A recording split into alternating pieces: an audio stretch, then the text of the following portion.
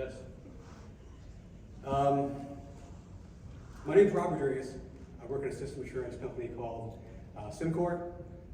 What's more important than that, though, is that I was one of you. I sat on that side of the podium for years as a cybersecurity professional, working in a CIP environment for about 7 years doing cybersecurity. I got the opportunity to come over to the software side for one of the pieces of software that I used.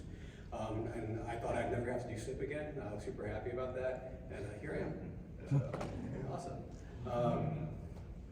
But the job that I did, the job that you guys do is hard. All we have to do is do everything perfectly, and nobody gets in. We made one mistake, and we're opening up a door for the bad guys to come in. And there's things like the NotPetya attack that attacked Ukraine, right? Attacked about 50 other countries too. We have the Colonial Pipeline. We have things like the SolarWinds attack, even compromised DOE. Our job's hard. The things that we do every day is hard. I don't think anybody's ever said at the end of the day, at the end of an audit, what we do is easy. We try to keep the bad guys out. We do as best as we can. Luckily, we have good guys there to help us. Some of those good guys are right on the side of this wall. We have a lot of companies over here making great software to help keep us secure. We have you guys who are out there fighting the good fight every single day. We have people like Justin Cavedo here on stage with me from Tacoma Power. We've been fighting that fight for years now. If you've been here a couple years in the past, Justin's a speaker here at EnergySec for the past couple of years, and I get the opportunity to interview him today. I'm going to ask him 3 quick questions. We're going to talk about his journey, and hopefully you guys will get something out of that. But first, Justin, can you introduce yourself? So just since I like cliches, is this thing on? Can you hear me clearly? Okay, perfect. Okay. My name is Justin Cavedo. I work for Tacoma Power in Tacoma, Washington. We're a relatively small hydroelectric utility in the Pacific Northwest. My team is responsible for supporting the energy management system of our organization, as well as several other IT OT systems, and that's a combination of virtual and physical infrastructure. In terms of myself, I've been working in the compliance space for approximately 10 years, and I've been with the utility a little over 20 years. And this engagement is an opportunity for me. It scratches an itch that I have. When I first got into supporting compliance activities, I really wish there was somebody out there that could help us or give us some advice or just give us their playbook. And so, given our journey and the successes that we have, it's really personally important for me that if anybody else finds themselves in the same place where it's like, wait, we could really use a hint on something, I want to take that opportunity to help them out and tell them everything we have and share our wisdom. So that's what brings me here today. Awesome. So I've got 3 questions I'm going to talk to Justin about today. We're going to talk about some emerging trends. We're going to talk about some challenges. Then we're going to talk about the critical role of technology and compliance. So for that first question, a lot of different things that impact CIP compliance, a lot of emerging trends and technologies out there. Zero trust, virtualization, SaaS, cloud, AI, you name them, they keep coming towards us. So my first question for you, Justin, is what are the most critical emerging technologies that you think will impact NERC-CIP compliance in the future, and why? So what's on my mind at the moment and kind of keeps me up at night is cloud/SaaS. I hear it around the water cooler a lot. It's cool, it's fun, it's cheap, maybe, we'll find out. But where I have concern with it is improper information disclosure and protection. That's our obligation to perform that function as an organization that's responsible for doing our part to protect the bulk electric system. And when in an engagement that fails, the liability for improper disclosure falls on us. And so that's kind of problematic because, as several people have talked about today, a lot of different agencies are going through evolutions and moving to a software as a service type model. And I don't think we have enough appreciation of the impact and how to operate in that space in a safe way that minimizes liability for our organization. So that's kind of the big deal for me right now, is just thinking about that and trying to make responsible decisions as we embrace in a very controlled way cloud integration. Awesome. Good answer, very relevant, very timely.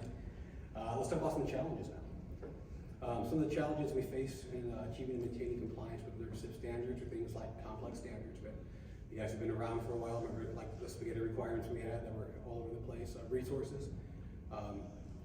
During my time in the CIP space, I never went home and said, "Man, I have all the people I need today. It's great." I don't think anybody says that really. And increasing threats. So my question for you, Justin, is right now, what is your biggest challenge in achieving and maintaining compliance? Highly prescriptive requirements with very vague solutions.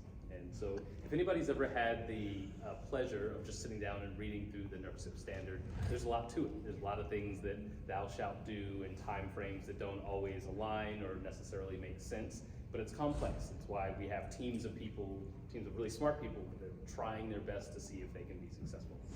So there's all these things that we have to do, but then when you have a conversation of, okay, well, we're an organization, we want to be responsible, we want to do just exactly what the government says. It's like, well, we can't tell you that. He's like, you got to figure that out on your own.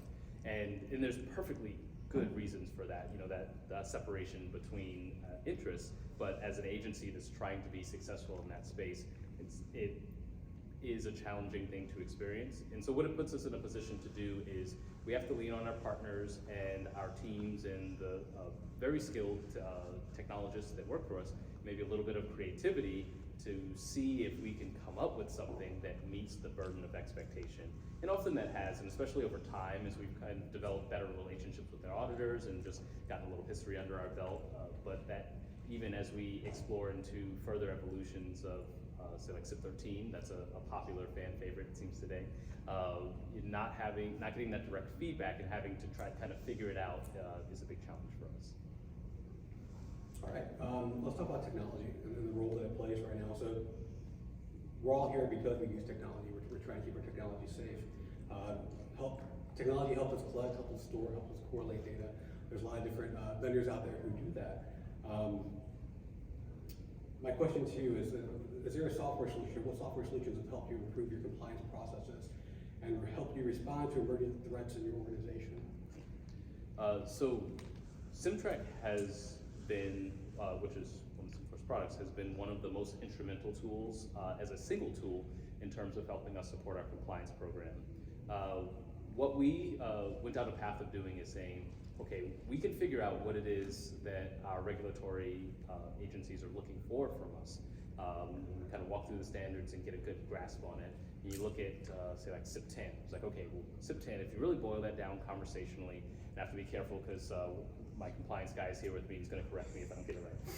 But it's essentially operating system, software, and ports and services. So we're like, okay, we're not going to do ports and services. We're going to do host-based firewalls. We're going to manage that. We've got software down, great. We know what PowerShell commands to run. We know how to interrogate a system to figure out what its operating system is. So we've got all these commands laid out. Now, how do we build a program and a platform that allows us to interrogate our assets? And we have quite a number of assets across multiple data centers, so I really don't want to have a team of engineers every time we go to patch something. Okay, let me go to this system, let me run this PowerShell command and make sure that I do it perfectly every time. And now this system, it takes me about 6 weeks to do one patch evolution. That's not really an acceptable kind of cadence.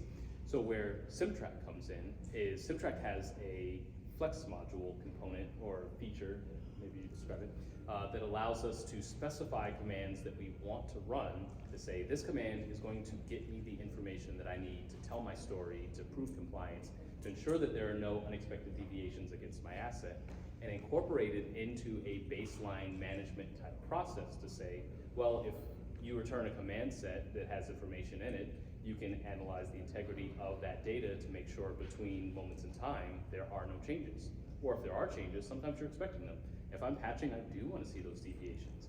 And as a manager, I'm using that to do a two-way quality control check to say, are the things that I'm expecting to see changed, and are the things that shouldn't be changing remaining static? And that's really what SimTrack is providing for us, where it's a really effective, centralized management of consideration for these assets, preserving them in a way that really increases the efficiency and scalability potential for the systems that we support. Awesome. All right, well, I told you we'd be quick. We're pretty much done. We talked about some emerging trends, technologies. Justin talked about the cloud and the considerations that are there and what we're doing there. So just a real quick question, if anybody's comfortable. Is anybody using cloud in their SIP environment at all? Okay, I'm just curious. We talked about some of the challenges encountered. We talked about the critical role of technology and some different technologies that Justin uses specifically. Lots of stuff there, lots of knowledge. If you've been in this space for a long time, people can benefit from your knowledge. If you've been in this space and you haven't been up here talking at EnergySec, you should be sharing those knowledge, sharing those things that you've learned over the years to help yourself, help other people in the industry.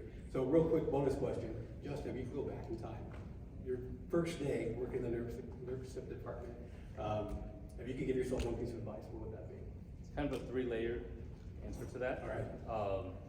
Integrate everything as much as possible. What I mean by that is, an example of how we approach that, our day-to-day activities as IT professionals, reset a password, set up a server, install an application, come in through the same work tracking module as our internal controls or document reviews. And so it starts to create an environment in which people don't develop a mindset that, well, I have my engineering and technical job and I have my compliance job. And that was a big minefield for us, where switching of resources back and forth and not managing time very well led us to perhaps performing compliance tasks, but not performing it in a timely enough manner. And now we're having a conversation with our auditors. So try to integrate as much as possible to both streamline work management and create a strong culture of compliance.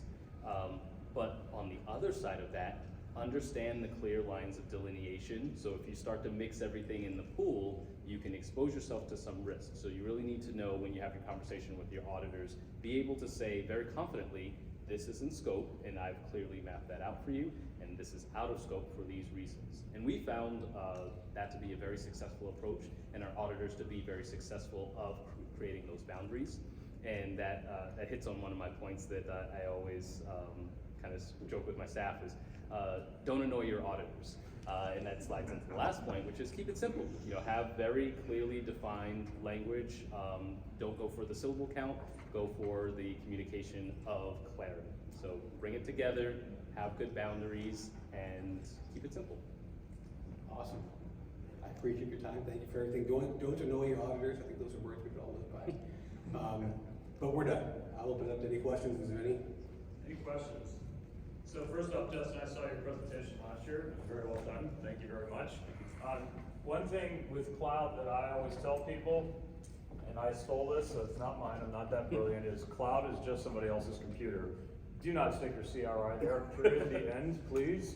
You can use it for a whole lot of other great things, that's not it. So I thought that was very prevalent in your conversation, and the integration, that's a key, I think. There's too many places where we still silo stuff into a spreadsheet, single system, and then you have to figure out how to aggregate all that stuff to be able to give you a simple report at the end of an auditor. And it's just a pain in the fanny. So I really like what you guys have done together, so thanks for sharing that. Appreciate it, gentlemen. Thank you.